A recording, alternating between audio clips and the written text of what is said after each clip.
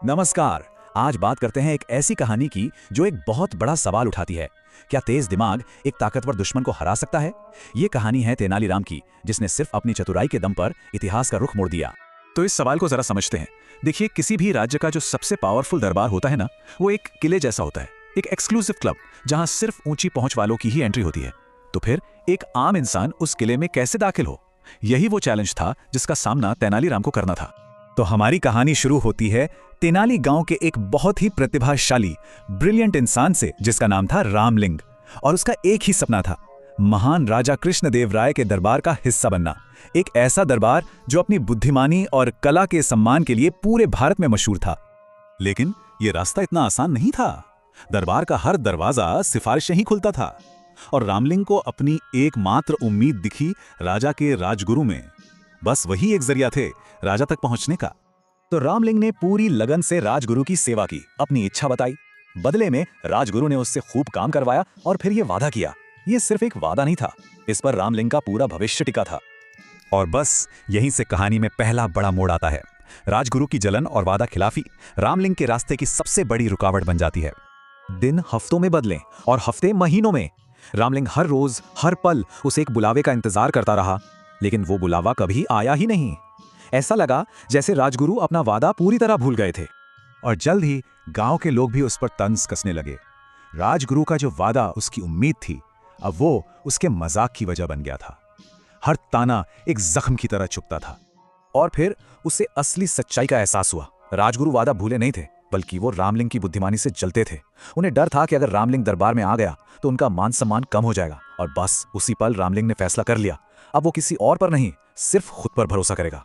इस धोखे के बाद कहानी का अगला पड़ाव शुरू होता है। वो पड़ाव जहां रामलिंगम अपनी किस्मत की डोर अपने हाथों में ले लेता है। रामलिंग ये तो समझ गया था कि राजगुरु का नाम एक बंद दरवाजा है। तो सवाल ये है कि जब रास्ता रोकने वाला खुद इतना ताकतवर हो तो कोई क्या करे? और यहीं दिखती है तेनालीराम की असली चतुराई। उसने अपना नाम बदलकर रामकृष्ण रख लिया। उसने राजा कृष्णदेव राय के नाम से कृष्ण शब्द उठाया और खुद को सीधे पावर के सेंटर से जोड़ लिया। ये एक मास्टर स्ट्रोक था जिसने उसे उस गेट कीपर यानी राजगुरु की जरूरत से ही आजाद कर दिया। अब रास्ता तो साफ था, लेकिन ये एक बहुत बड़ा जुआ था। अपने सपने को हकीकत में बदलने के लिए उसने अपना सब कुछ दांव पर लगा दिया।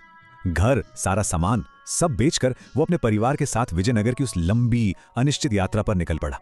4 महीने की मुश्किल यात्रा के बाद जब वो अपनी मंजिल पर पहुंचा तो कहानी का तनाव और बढ़ गया। यहां उसे अपनी जिंदगी के सबसे बुरे दौर का सामना करना था। विजयनगर पहुंचकर अपनी मां, पत्नी और बच्चे को एक सराय में ठहराया और सीधा राजगुरु के निवास पर जा पहुंचा। महीनों का इंतजार, लंबी यात्रा, और अब वो घड़ी आ गई थी जब हिसाब होना था। लेकिन जैसे ही रामलिंग ने अपना परिचय दिया, राजगुरु ने उसे पहचानने से साफ इनकार कर दिया और सबके सामने चिल्लाकर ये बेरहम शब्द कहे जिससे उसके विश्वासघात की गहराई का पता चलता है। उसे धक्के मारकर बाहर निकाल दिया गया और वहां खड़े सब लोग उस पर हंस रहे थे। ये अपमान की इंतहा थी, लेकिन इसी अपमान की आग ने उसके इरादे को और भी मजबूत कर दिया। उसने ठान लिया कि अब वो राजगुरु को नहीं, सीधे राजा का दिल जीतेगा। और यहीं से कहानी अपने क्लाइमैक्स पर पहुंचती है। तेनालीराम को राजा को प्रभावित करने का एक और सिर्फ एक ही मौका मिलता है। अगले ही दिन तेनालीराम सीधा राज दरबार पहुंच गया। वहां का माहौल एकदम गंभीर था। बड़े बड़े विद्वान बहुत ही गहरे दार्शनिक विषयों पर बहस कर रहे थे। ये दुनिया क्या है, जीवन क्या है। तभी एक विद्वान ने शास्त्रों का हवाला देते हुए कहा कि ये पूरी दुनिया जिसे हम देखते हैं, सुनते हैं, महसूस करते हैं, ये सब बस एक माया है, एक धोखा, एक इल्यूजन है। ये इतना भारी भरकम तर्क था कि दरबार में कोई इसे चुनौती देने की हिम्मत तक नहीं कर पा रहा था। सब चुप थे, लेकिन तेनालीराम नहीं। उसने बड़ी होशियारी से विद्वान के ही तर्क को उसी के खिलाफ इस्तेमाल कर लिया। उसने कहा, महाराज, अगर सब कुछ एक भ्रम है तो फिर आपकी तरफ से मिलने वाला ये शाही भोज भी तो एक भ्रम ही हुआ ना। और फिर उसने वो बात कह दी जिसने पूरे दरबार का माहौल ही पलट दिया। उसने सुझाव दिया कि विद्वान को बस बैठकर ये कल्पना करनी चाहिए कि वो खा रहा है, क्योंकि असल में तो कुछ है ही नहीं। इस एक वाक्य ने उस विद्वान के भारी भरकम तर्क की सारी हवा निकाल दी। तेनालीराम की इस हाजिर जवाबी पर राजा कृष्णदेव राय इतना हंसे कि उन्होंने फौरन सोने के सिक्कों से भरी एक थाली उसे इनाम में दे दी। ये उसकी बुद्धि की शानदार जीत थी। लेकिन बात सिर्फ इनाम की नहीं थी। राजा ने उसी पल उसे राज विदूषक यानी रॉयल जेस्टर का पद दे दिया।